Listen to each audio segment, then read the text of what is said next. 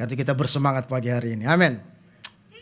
Masih series yang sama di bulan ini. Ya, ini minggu keempat ya, mengenai set apart, ya, dikhususkan, dipisahkan. Nggak naik ya? Oke. Dipisahkan, dikhususkan. Dan itu yang kita bicarakan, itu yang kita khotbahin pada minggu-minggu ini. Dan kali ini adalah set apart, holiness restored. Kekudusan yang dipulihkan. Ada apa dengan kekudusan ini? Kenapa dia harus dipulihkan? Kalau saudara simak dari khotbah-khotbah minggu-minggu yang lalu, saudara ikut, ya saudara harus dengar, lihat, nonton, supaya saudara nangkap hari ini. Kenapa perlu seperti itu? Ya, saya beri tema judul yang kecil adalah Yesus Imam Besar yang Sempurna. Ya, Yesus sebagai Imam Besar yang sempurna.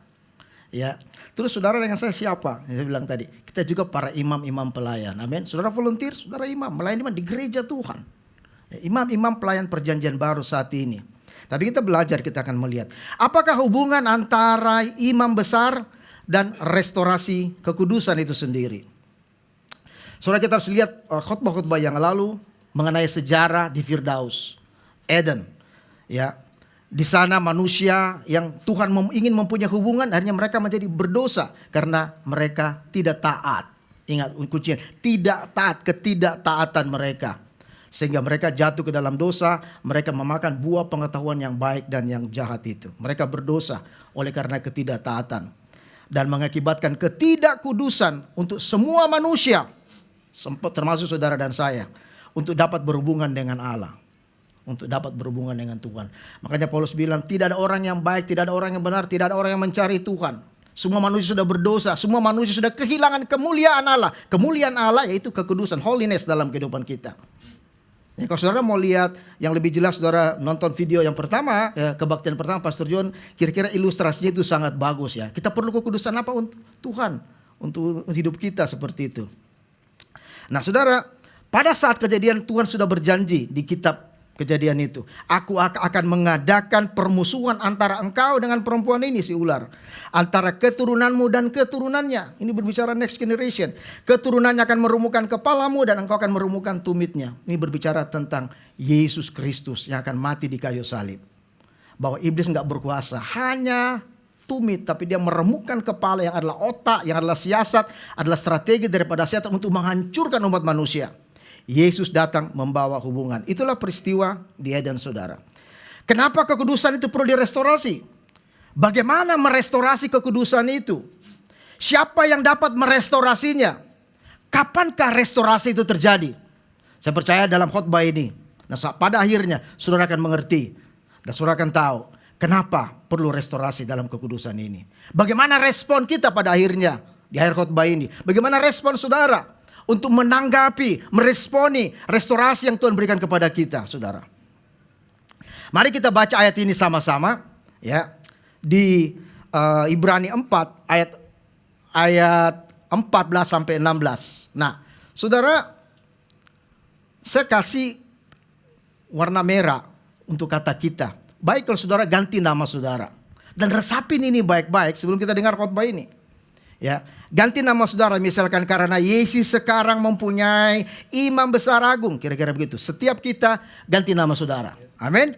Mari kita baca sama-sama dengan suara yang keras biar setan dengar. Amin. Dia tahu saudara. Dan itu menguatkan hati iman saudara. Amin. Iman timbul dari pendengaran akan firman Kristus. Kita lawan semua ini dengan iman kita. 3, 2, 1. Karena Yesus sekarang mempunyai imam besar agung yang telah melintasi semua langit, yaitu Yesus anak Allah. Baiklah Yesus teguh berpegang pada pengakuan iman Yesus. Sebab imam besar yang Yesus punya bukanlah imam besar yang tidak dapat turut merasakan kelemahan-kelemahan Yesus. Sebab itu marilah Yesus dengan penuh keberanian menghampiri takhta kasih karunia, supaya Yesus menerima rahmat dan menemukan kasih karunia untuk mendapatkan pertolongan Yesus pada waktunya. Wow. Luar biasa saudara. Ini pengakuan iman. Amin. Betul gak gitu ya? Oh ya. Ayat 15 gak dibaca. Oke. Ini imam tidak sempurna. Ini akan kita bicarakan hari ini. Saudara lihat, amin. Kalau saudara teliti, saudara lihat, memang tidak ada yang sempurna, siapapun dia. Nah, apalagi cuma salah tulis, saya nggak tahu. Itu mata kita, saudara perlu mata baru, amin. Ya, amin. Kira-kira itu penulis Ibrani mau menyampaikan bahwa datanglah kepada Tuhan. Saudara nggak perlu takut, nggak perlu tinggal dalam penuduhan. Kita ini orang berdosa memang. Nggak usah kita malu datang di hadapan Tuhan, amin. Ya, kita ini lemah, kita ini nggak berdaya. Setiap saya percaya saudara ada di sini dengan bermacam-macam masalah, bermacam persoalan, bermacam-macam kerinduan. Tapi kita punya satu Tuhan dengan satu jawaban. Hanya Yesus yang dapatkan semua itu. Dan dia tahu siapa kita. Detail per detail dia tahu kebutuhan saudara. Karena itu jangan datang kemana-mana. Amin. Datanglah kepada Yesus dan pagi hari ini. Kenapa? Yesus berdoa buat saudara. Sampai hari ini. Dia ada di kemah agung yang tidak akan pernah punah. Itu di sorga. Dan apa tugas di sana? Duduk sebelah kanan Allah Bapa. Dan dia berdoa buat kita. Bersyafaat buat kita. Saudara, perkataan firman Tuhan di Lukas 22 ayat 31-32 tidak pernah berubah. Setelah dia berbicara kepada Simon Petrus, seorang akan mengkhianati Yesus. Seorang yang temperamennya begitu kasar, begitu jelek di mata manusia, tapi mengaku mengasihi Tuhan sungguh-sungguh. Tapi dia tahu Yesus tuh dia punya banyak kesalahan, dia punya banyak kekurangan. Tapi Yesus nggak pernah menolak dia. Dia menyangkal Yesus, tapi dia menjadi pengkhotbah yang luar biasa. Ya, 3.000 orang bertobat, itu pertama dan luar biasa. Dan orang dibaptis penuhi dengan Roh Tuhan. Ini doa Yesus. Simon, Simon, lihat, iblis telah menuntut untuk menampi kamu. Sama saudara, kalau saudara ganti tadi. Yesi, lihat. Kita hidup ini senantiasa, setiap gerak-gerik kita dituntut oleh setan. Setan ini, saudara, kerajaan gelap ini, seperti memakai suatu alat, selalu mendeteksi apa yang salah daripada saudara. Salah ngomong ditulis, salah khotbah dia tulis. Salah baca dia tulis. Semua dia catat, semua yang mengenai kekurangan kita. Semua dalam keluarga saudara. Semua hal dalam kehidupan kita, setiap hari, dalam pekerjaan, dalam bisnis, dalam apa saja, dia catat semuanya. Dan dia berusaha untuk mengingatkan kita kembali. Suatu kita merenungkan, kita tertuduh. Itulah tuntutan setan, tidak pernah berubah, sifatnya gak pernah berubah. Sampai kapanpun tidak akan pernah berubah. Sampai dunia ini gak ada, dia juga gak berubah. Tapi ingat, Yesus juga tidak berubah. Dahulu, sekarang, sampai selama-lamanya. Yesus bisa berubah, tapi Tuhan ubahkan terus juga. Saudara bisa berubah, tapi Tuhan ubahkan kita. Amin. Saudara, dia menuntut menampi kita seperti gandum. Gandum, saudara. Ibu-ibu tahu ya, zaman dulu saya kecil dulu. Ya, seperti inilah. Diutek-tek. Nah, ditampi kan, seperti itu kan. Kalau kita ringan, gak punya bobot, dia mau begitu. Gak ada bobot iman. Kita terlempar keluar. Seperti itu. Tapi bobot kita adalah firman Tuhan. Tetapi aku telah apa? Berdoa, saudara, berdoa untuk engkau supaya imanmu jangan gugur. Nah, itu saudara, dia catat semua yang baik dan dia berdoa buat kita. Semua yang baik, semua yang enak didengar, semua yang sedap yang Yesus perlihatkan kepada kita. Tanda dia mengatakan, engkau berharga di mataku. Amin. Dan engkau, jika engkau sudah insyaf, tujuannya supaya kita insyaf. Amin. Dan dosa saya diampun, enggak perlu insyaf. Ada, golnya insyaf. Amin. Oh, saya sadar nih, karena saya perlu mengasihi Tuhan. Dia terlalu baik buat saya.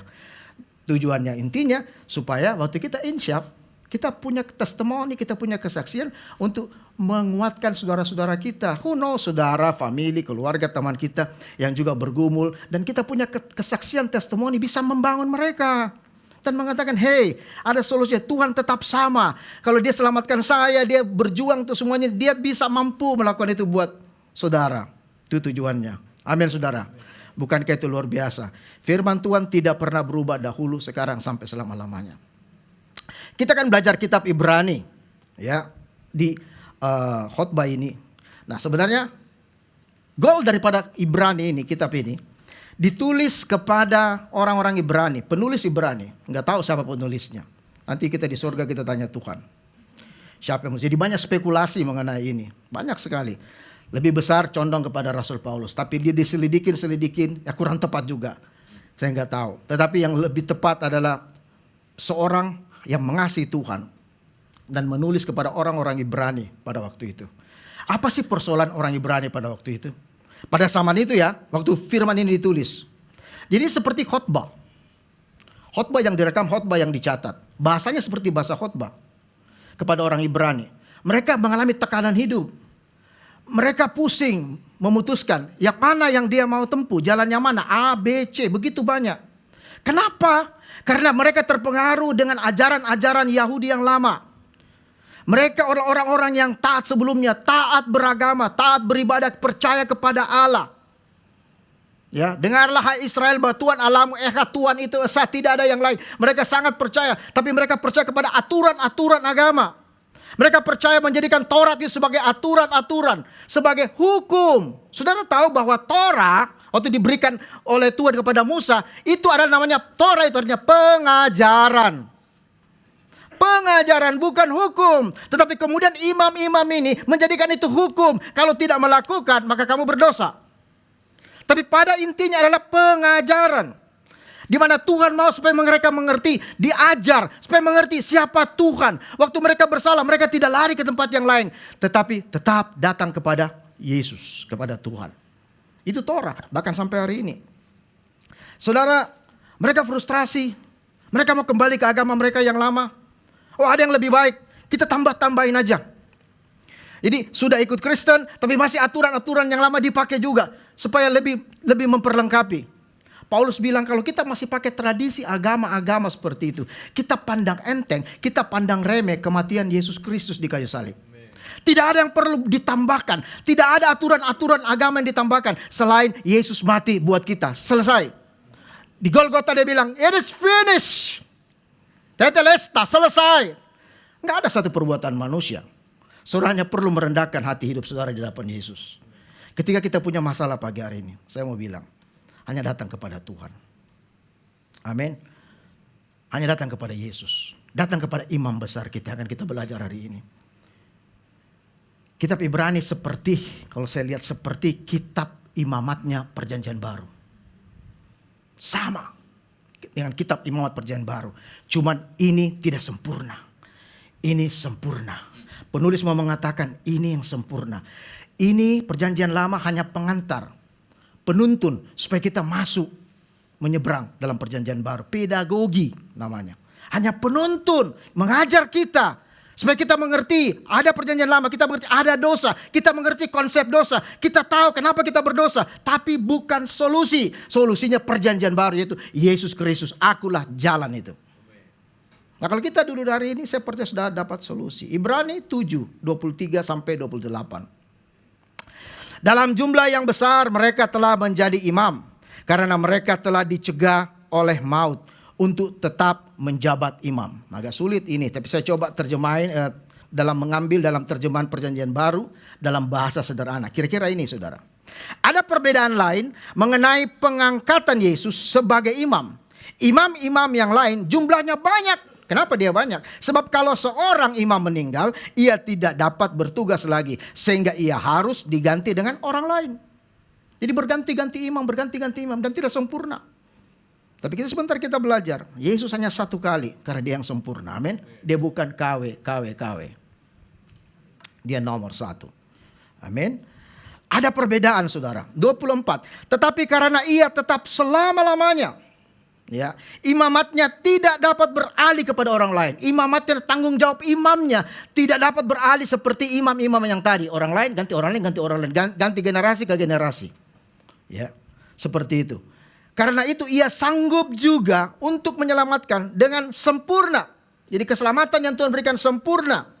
Semua orang yang oleh dia datang kepada Allah. Sebab ia hidup senantiasa dan menjadi pengantara mereka. Ya, jadi dia yang menjadi imam besar kita. Sebab imam besar yang demikianlah yang kita perlukan. Bukan seperti imam-imam yang tadi. Seperti apa ya kategori? Paling tidak ada daftar yang besar di sini. Dikatakan dia harus saleh. Tanpa salah, tanpa noda. Yang terpisah dari orang-orang berdosa dan lebih tinggi daripada tingkat-tingkat surga. Adakah? Enggak ada. Imam-imam semua berdosa. Amin. Berdosa.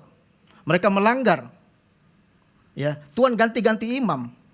Banyak yang tidak benar dalam pemerintahan bangsa Israel. Banyak imam-imam diganti. Ya, hanya ada beberapa imam yang baik. Saya tahu di antara seperti Otniel. Yang lain seperti apa? Disuap. Yang lain kompromi juga bahkan imam-imam itu. Seperti ini. Jadi mereka bahkan pada bangsa Israel mereka masuk dalam dunia politik. Sudah gampang angkat-angkat imam seperti sudah gampang sekali. Yesus mau kembalikan, mau restorasi. Ini kita belajar merestorasi daripada semuanya itu. Ya. Yang tidak seperti imam-imam besar itu, saudara. Setiap hari harus mempersembahkan korban. Untuk dosanya sendiri dan sesudah itu barulah untuk dosa umatnya. Jadi imam besar pun berdosa. Seperti kita nih. Terus apa kira-kira doa Yesus sebelum khotbah itu, pujian penyembahan? Kira-kira begini, saya teringat. Tuhan ampunilah dosaku Tuhan. Seandainya aku salah tadi malam. Oh Tuhan kuduskan mulut, bibir, lidahku, pikiran, perasaanku, aku serahkan kepada Engkau. Karena aku hamba yang berdosa. Aku mau berdiri di sini gak gampang. Tuhan, hamba orang berdosa Tuhan. Layakkan aku. Aku bersihkan diriku dulu kita memuji menyembah Tuhan. Supaya aku layak menyampaikan firman-Mu Tuhan. Siapa yang kita yang sombong dan mengatakan sesuatu yang besar. Terus kita sendiri kalau setan kasih ingat kita. You berdosa ya. Sama saudara hari ini. Saudara main musik, saudara melayani, saudara sebagai volunteer, saudara di rumah berdiri sebagai seorang ayah, sebagai seorang ibu. Berdiri buat keluarga saudara, berdiri dalam pekerjaan saudara. Ingat bahwa Tuhan sudah menguduskan hidup kita. Ya. Sebab hukum Taurat menetapkan orang-orang yang diliputi kelemahan menjadi imam besar. Tapi sumpah yang diucapkan kemudian daripada hukum Taurat menetapkan anak yang telah menjadi sempurna sampai selama-lamanya. Enggak ada yang bisa ganggu gugat keimamatan daripada Tuhan Yesus. Ya. Saudara, ini lari-lari ya. Oh saya lupa yang saudara. Bukan yang lari yang sini. Ini jelas. Oke. Ini kan tidak sempurna lagi kan? Pengangkatan, penugasan, dan pentingnya kekudusan seorang imam dalam perjanjian lama. Tidak juga langsung tiba-tiba. Amin. Ada syarat. Kemudian harus diangkat. Harus betul mengalami penyeleksian yang luar biasa. Mengalami penugasan yang jelas. Ada aturan-aturannya. Dan yang lebih penting imam itu harus kudus. Dan ini yang tidak dipenuhi oleh perjanjian lama. Jadi baca nanti saudara saudara baca kitab imamat. Torah itu. Ya, itulah tugas-tugas para imam. Jadi mereka harus mempersiapkan diri mereka. Perabot-perabot sebuah yang di ruang tabernakel itu harus dibersihkan, harus dicucikan, harus dibersihkan, angkat abu-abunya. Selalu harus dibersihkan. Ada imam yang mengurus semuanya ini. Dari suku Lewi, anak-anak Harun, mereka ditugaskan untuk membersihkan. Ada bagian, ada volunteer imamnya juga. Ada imam-imam yang lain yang bertugas untuk masuk ke dalam. Dan ada imam besar yang 1 tahun 1 kali masuk di ruang maha kudus itu. Yang lain cuma di pelataran, yang lain cuma di ruang biasa. Tapi hanya imam besar dia akan masuk 1 tahun 1 kali untuk membawa korban, untuk menghadap masuk dalam hadirat Tuhan, untuk digrafirat itu, untuk bertemu dengan Tuhan. Dan syaratnya imam besar ini harus kudus, kira-kira kriteria tadi. Tanpa cacat, tanpa celah, apa semuanya. Tapi namanya manusia. Jadi waktu mereka masuk dengan semua atributnya, dengan semua pakaiannya, dengan semua giri-giringnya, kemudian masuk di ruang maha kudus. Kemudian kakinya diikat tali saudara. Kenapa tali? Karena ini ruang maha kudus. Waktu dia masuk, bunyi-bunyi itu menandakan bahwa dia masih hidup. Tapi ketika tidak ada bunyi, beberapa lama imam-imam yang lain tunggu. Enggak bunyi ini. Enggak bunyi. Ini terlalu lama dia di dalam. Pasti mereka akan tarik. Kenapa? Mati. Saya ingat khotbah Pastor Yahya yang kemarin kan. Mati saudara. Karena sudah dikhususkan oleh Tuhan. Mati. Kenapa? Ketidakkudusan. Hadirat Tuhan. Kalau orang gak tahan itu mati pada perjanjian lama. Mati dia ditarik. Ditarik. Kemudian diganti mungkin imam yang baru. Tapi imam pun harus mempersiapkan dirinya untuk masuk di situ. Kalau tidak dia mati. Siapa mau korban buat itu? Tetapi saudara, imam besar agung perjanjian baru namanya Yesus. Sebab imam besar itu yang kita perlukan, ia saleh, tanpa salah, tanpa noda, terpisah dari orang-orang berdosa, dan lebih tinggi daripada tingkat-tingkat surga, lebih tinggi dari keimaman Harun, lebih tinggi daripada keimaman Musa, lebih tinggi bahkan daripada Yosua, lebih tinggi daripada malaikat-malaikat yang kenapa? Orang Israel menyembah semua itu, mengagungkan malaikat. Even sampai hari ini. Yang besar seperti Musa, mereka sangat menghormati sehingga mereka lupa, mereka pandang enteng suatu Yesus datang, kematian Yesus banyak gak dilihat, dianggap sepele. Siapa di Yesus ini? Tapi tujuan Ibrani menulis ini, kitab ini, kepada orang-orang Israel yang sudah menjadi Kristen, yang sudah menjadi pengikut Kristus, sama dengan khotbah kita hari ini, kepada saudara yang sudah memilih Yesus sebagai Tuhan dan Juru Selamat saudara. Biar firman ini akan bermanfaat buat saudara. Tidak seperti imam yang lain, setiap hari harus membersihkan korban untuk dirinya sendiri. Yesus sebagai manusia dalam kemanusiaannya melakukan semua itu. Ya, itu Tuhan Yesus. Sekarang kita mempunyai imam besar, Ibrani 8 ayat 1 sampai 3. Ya. Kita mempunyai imam besar yang demikian, yang duduk di sebelah kanan takhta yang maha besar di sorga. Saudara, jangan saudara berpikir seperti manusia ya. Yes, pernah ada orang tanya sama saya, berarti Pak, Bapak nih. Yesus duduk di sebelah kanan Allah Bapa. Berarti dua Tuhan dong. Kan dia di sebelah kanannya. Seperti Yesus penjahat kiri, penjahat kanan. Tidak seperti itu. Dia Tuhan ya saudara. Beda. Dalam bahasanya bukan secara fisik. Seperti dia di sini, Yesus sebelah kanan bermohon. Bukan begitu, enggak begitu ya. Pemaknaan teologi tidak seperti itu. Supaya saudara jangan keliru dan saudara dijebak berarti ada dua Tuhan. Enggak, ada satu Tuhan. Dia punya hakikat yang sama, itu dia itu Allah. Itu imam besar kita. Dia ada di sorga, di sebelah kanan bertakhta di sorga, melayani ibadah di tempat kudus. Kalau kita di sini di dalam kemah sejati yaitu sorga yang didirikan oleh Tuhan bukan oleh manusia. Sebab imam besar yang ditetapkan untuk mempersembahkan korban, mempersembahkannya karena Yesus mempunyai sesuatu untuk dipersembahkan. Itu saudara. Amin. Jadi Yesus ada di surga, bersyafaat buat saudara dan saya, berdoa buat gerejanya, berdoa untuk pergumulan saudara, berdoa untuk masalah saudara.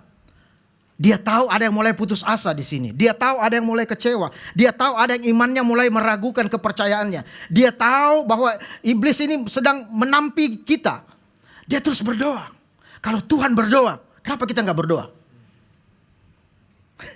Amin. Kalau dia ajak Allah berdoa di dunia, dia berdoa, dia bersyafaat sampai meneteskan keringatnya. Seperti peludar, seperti biji jagung sudah keringatnya. Terjadi hal yang depresi yang luar biasa.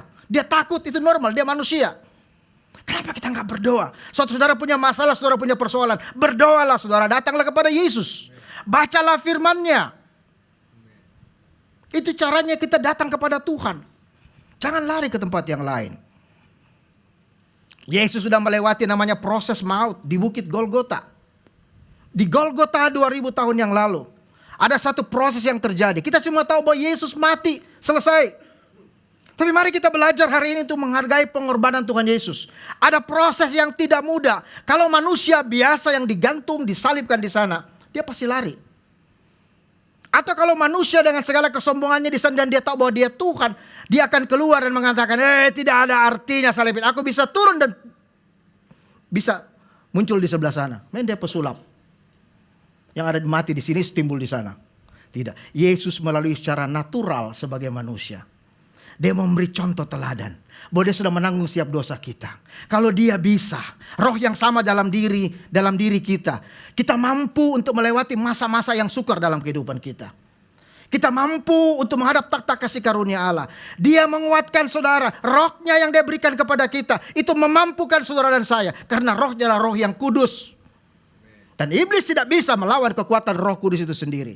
Dia bisa menipu kita dengan segala penglihatan kita. Dengan segala masalah kita. Tapi Holy Spirit, roh kudus dalam diri saudara tidak mampu dilawan oleh setan. Dia akan mundur suatu dia saudara tinggikan roh Allah dalam diri saudara. Dia akan mundur pelan-pelan dan mencari waktu yang terbaik. Hanya mengintip-ngintip kapan dia bisa cobain kita. Tapi dia tidak punya kuasa lagi. Hai maut, di manakah sengatmu? Yesus berkata, enggak ada lagi. Percayalah saudara, semua yang saudara alami saat ini hanya coba-coba, hanya ujian-ujian. Hanya tes-tes. Sebagaimana cara saudara merespon masalah saudara. Bagaimana saudara menangani.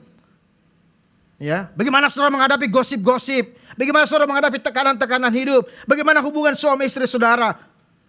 Bagaimana hubungan pekerjaan saudara. Setan berusaha memperlihatkan, hei ini masalah besar. Hei ini masalah yang luar biasa. Kamu harus melakukan ini seperti Yesus. Hei. Lihat itu, sembah saja saya. Begitu kira-kira. Lihat semuanya ini, aku berikan kepadamu. Ini solusi yang paling baik. Tidak ada cara yang lain. Tapi kembali, Yesus sebagai manusia yang penuh dengan keilahian dalam hidupnya merespon, ada tertulis. Di Golgota hal yang sama.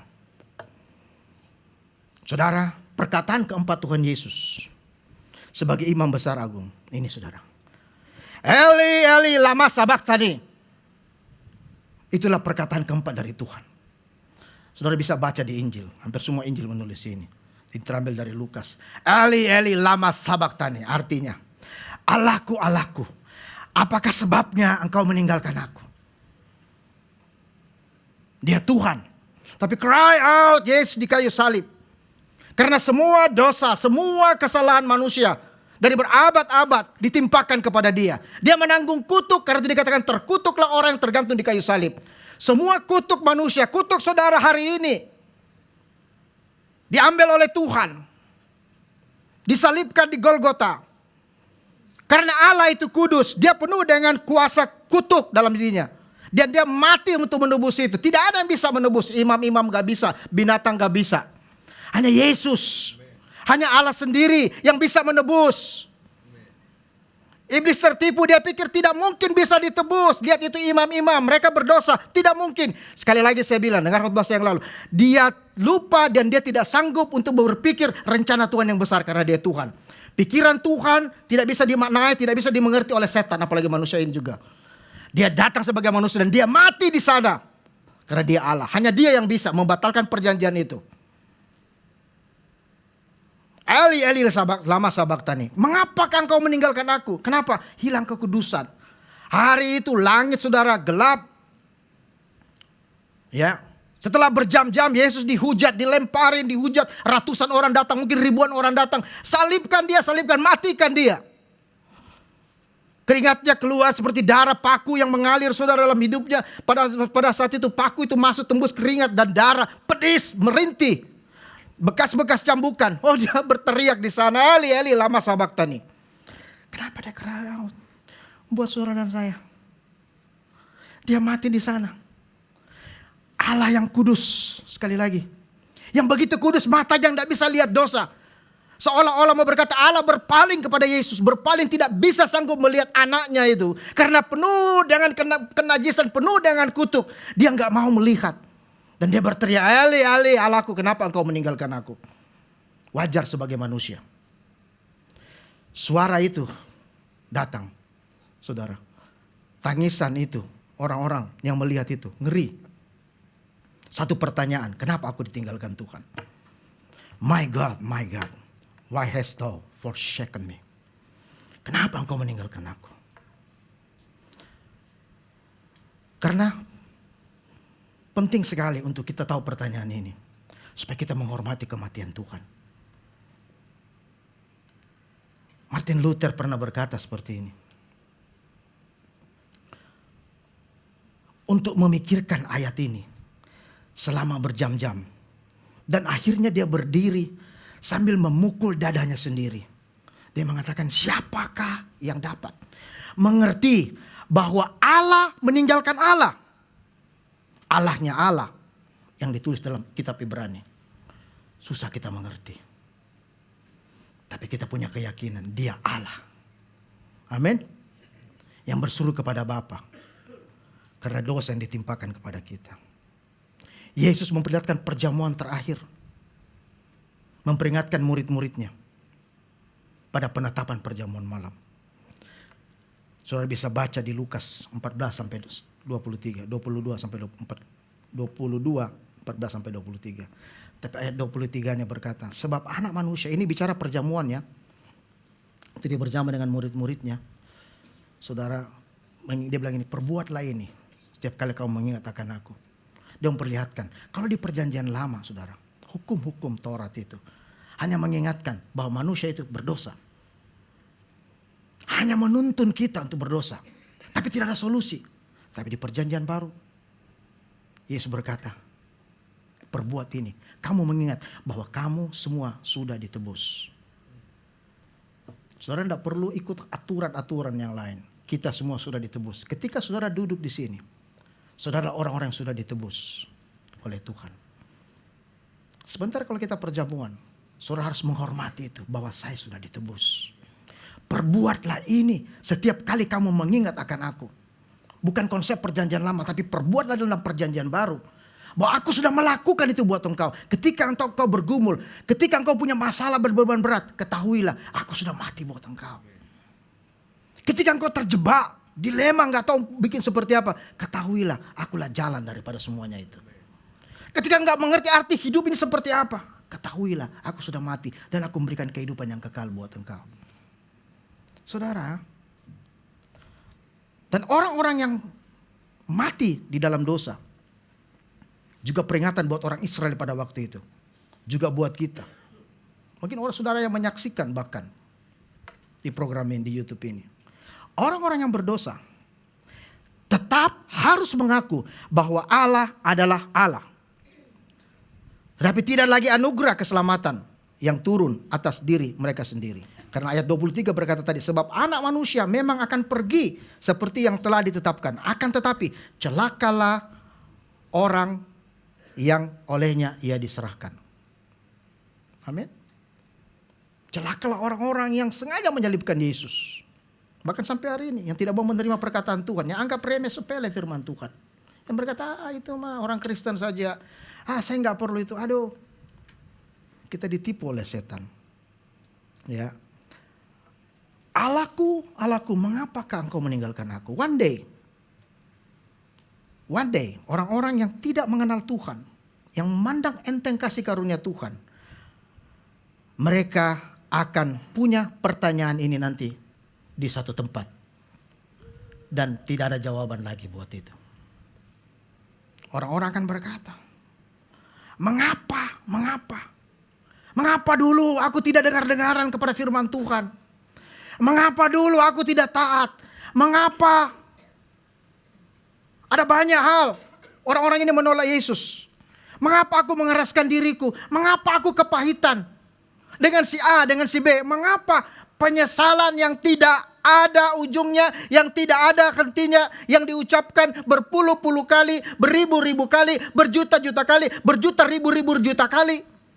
Dan sampai selama-lamanya dikatakan, mengapa aku buat ini, penyesalan yang tidak ada gunanya. Pertanyaan yang tidak akan dijawab lagi. Di mana itu saudara? Orang-orang yang menolak Yesus, neraka. Saya bukan takutin saudara. Dan ini ada. Dan kita ditetapkan Tuhan untuk tidak di sana. Karena itu Yesus mati buat kita. Dia sudah menghancurkan, menaklukkan neraka. Dia pergi ke neraka dan berkata, I am the Lord. Aku akan menebus semua orang tebusanku. Dengar iblis, serahkan kunci kerajaan maut.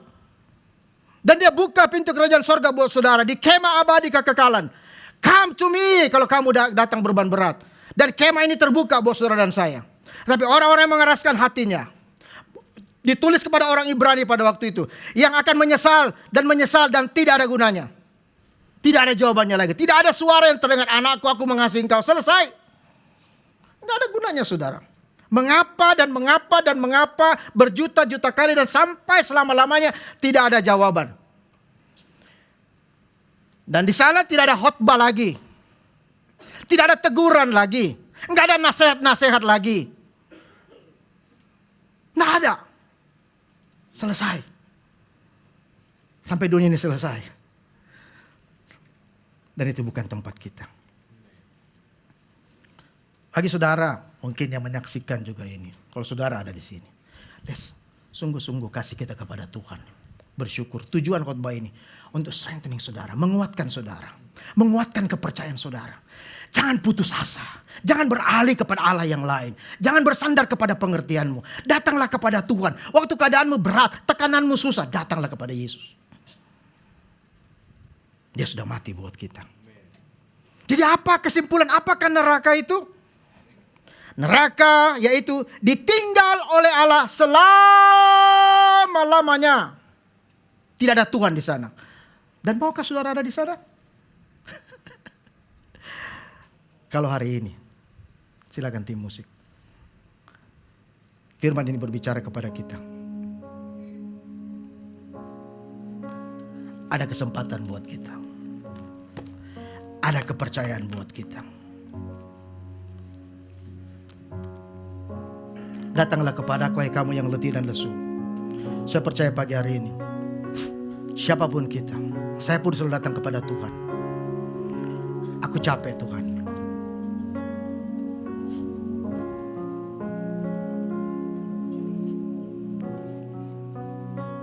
Suatu kita perjamuan kudus, ingatlah ini. Yesus berkata, perbuatlah ini setiap kali kamu mengingat akan aku.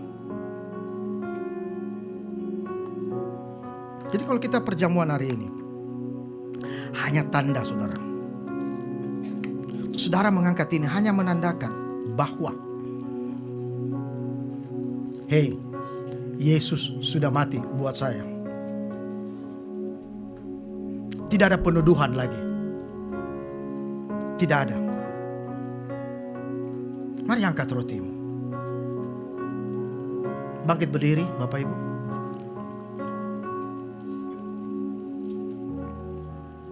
Tidak ada penuduhan lagi. Come to me, Yesus berkata. Kalau engkau sakit, Yesus sudah menanggung setiap sakit penyakit saudara. Kalau ada tekanan problem yang begitu besar dalam hidupmu, dengar baik. Perbuatlah ini, ingatlah akan aku. Bahwa aku sudah melakukan semuanya itu di kayu salib. Aku sudah membayar. Ini doa kami Tuhan. Angkat rotimu. Yesus sendiri yang berkata, perbuatlah ini setiap kali kamu mengingat akan aku. Kami mengingat akan engkau. Mati buat kami. Dosa, sakit penyakit, kutuk, apapun itu, kau sudah mati buat kami. Kau berkata selesai. Tetelestai. Enough, it is finished. Kami angkat roti kami.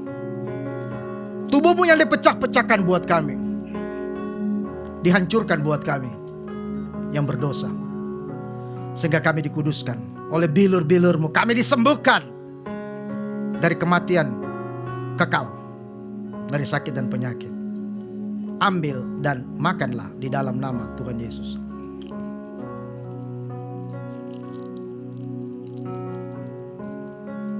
Inilah darah.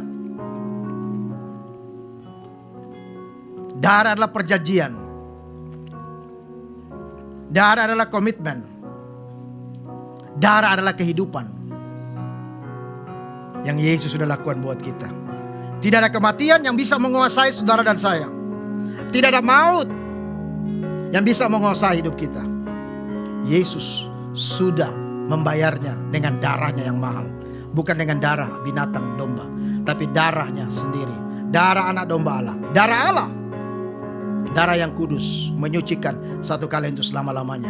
Segala dosamu yang merah seperti kirmizi, yang tidak mungkin, Yesus berkata akan menjadi putih seperti salju. Segala pelanggaranmu dan dosamu tidak kuingat-ingat lagi. Inilah hidup kami Tuhan. Kami mengangkat cawan ini dan meminumnya, tanda syukur kami di dalam iman. Dalam nama Tuhan Yesus kami bersyukur dan kami berdoa. Thank you Jesus. Terima kasih Tuhan. Engkau Allah yang hidup selama-lamanya, bersyafaat buat kami, berdoa buat kami, menyediakan tempat buat kami. Di dalam nama Yesus. Haleluya. Kita yang terima perjamuan katakan amin. Amin. God bless you. Silakan duduk Bapak Ibu.